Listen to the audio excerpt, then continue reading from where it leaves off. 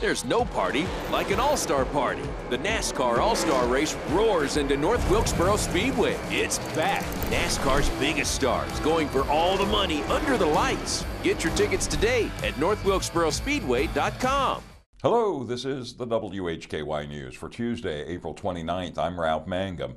We're on over-the-air TV every weekday, 5:30 and 10 on channel 14.2. And you can also find the WHKY News online at WHKY.com and on our YouTube channel. In today's top stories, the Lincoln County Sheriff's Office is asking for the public's assistance in locating a runaway juvenile. She is 17-year-old Taniyah Thomas.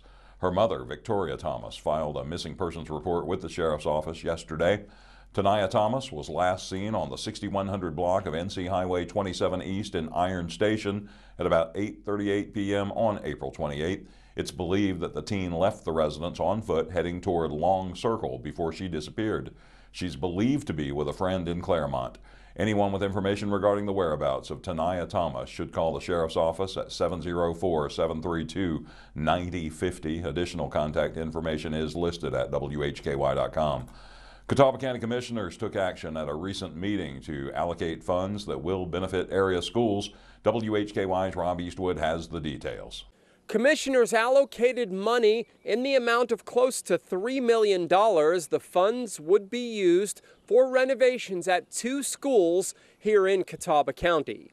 At the most recent Catawba County Board of Commissioners meeting, on the consent agenda was the Finance and Personnel Subcommittee's request that the board approve an existing project funds transfer of $2,937,305.23. The funding would address renovations at Maiden Middle and roof replacement at Maiden High School. In addition, at the recent commissioners' meeting, also on the consent agenda, the Finance and Personnel Subcommittee requested that the Board of Commissioners appropriate funds to establish the Riverbend Park Culvert Replacement Project, which will be reimbursed by FEMA, and authorize the county manager to submit a letter to FEMA requesting construction of a bridge to replace the culvert at Riverbend Park as an alternate project, and adopt a grant project ordinance for the Riverbend Park Culvert Replacement Project. The consent agenda was approved. However, the item related to the Riverbend Park project will require a second reading that will be voted on at the next Catawba County Board of Commissioners meeting, which is scheduled for Monday, May 5th. Reporting from Newton, I'm Rob Eastwood, WHKY News.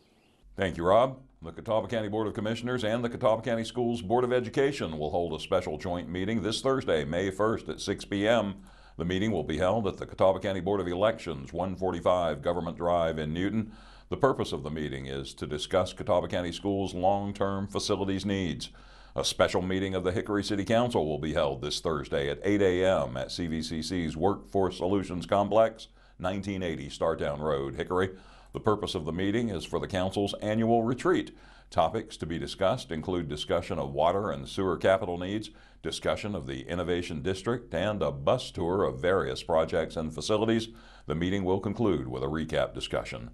The FryeCare Physicians Network will offer free pre-participation physical examinations for local student athletes on Saturday, May 17th from 8:30 a.m. to noon at FryeCare Cardiology, 2660 Tate Boulevard Southeast, Hickory. To help manage the flow of participants, priority time slots have been designated for student athletes from specific schools. Details are posted at WHKY.com. For more, call 828-304-2548 or visit FryeCarePhysicians.com.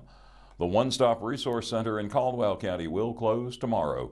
The One Stop Resource Center connects individuals, small businesses, and private nonprofit groups impacted by Helene with disaster recovery resources. The Resource Center is on the 3rd floor of the Health and Human Services Building, 2345 Morganton Boulevard in Lenoir. Their hours are 8 a.m. to 5 p.m. WHKY's Arianna Mack and her guest have some safety information for motorcyclists. Motorcycle registrations reached an all-time high of 9.5 million in 2023, the latest year available according to the Federal Highway Administration. With so many more riders out there, the Motorcycle Safety Foundation is sharing its top tips for riders and drivers to help keep everyone safe. Andria Yu, the Director of Media Relations for the Motorcycle Safety Foundation and also a MSF certified rider coach and safety expert, joins WHKY. Motorcycling is such a great way to commute. They're really fun to ride and very fuel efficient, and a lot of people actually enjoy the community of motorcycling, so you can meet a lot of new friends. I love riding because it's actually very meditative for me. It engages all of my senses, and so I'm hyper aware, really mindful, and just in the moment. What are some tips to keep everyone safe on the road? A lot of drivers don't realize that motorcyclists quickly disappear in their blind spots, and while a lot of cars have blind spot detectors, you can't rely on them because they don't always pick up a motorcyclist just because we have a much smaller profile. So you always want to, before you merge or turn, you want to double check and look in the mirrors. Make a head check, so physically turn your head and check for motorcyclists. Also, don't drive distracted. So did you know driving at 65 miles per hour, you can cover about 100 feet in 1 second. So that 3 to 5 second time it takes to send a text message, you can cover more than a football field of space. A lot can happen in those times. So make sure you put the phone down and just focus on the road. And of course, a lot of times motorcyclists will slow down by just rolling off the throttle. So that's just letting off on the gas. That means that the brake lights aren't always activated, so give yourself a little extra room behind a motorcyclist. Tell us about your experience taking up motorcycle riding and becoming a coach. So I've been riding for more than 20 years. I love going on shorter day trips. I've done longer trips too. I've actually ridden across the country. But before you start, the best way to start is by taking proper formal training. The Motorcycle Safety Foundation offers the basic rider course. This is a licensing class for new riders. You don't have to have any experience to start. But even though I have over 20 years of riding, I always take refresher courses or advanced courses. They're a lot of fun to do, and you learn extra skills. You also sharpen the skills that you have, so you know you have the skills when you need to use them. To learn more about the many other MSF course offerings, visit msf-usa.org. Thanks so much for joining us, Andria. I'm Arianna Mack for WHKY. Thank you, Arianna, and thanks to Andria Yu as well. In the crime report today, 2 pairs of felony drug arrests, 1 pair in Catawba County and the other in Burke. In local sports today, recognition for an LR men's lacrosse player, plus some big news for LR golf. And in community focus, Rob chats with Lindsay Lewis as we find out what's up at the county libraries. Plus, Arianna has a scam warning from the state regarding contractor fraud.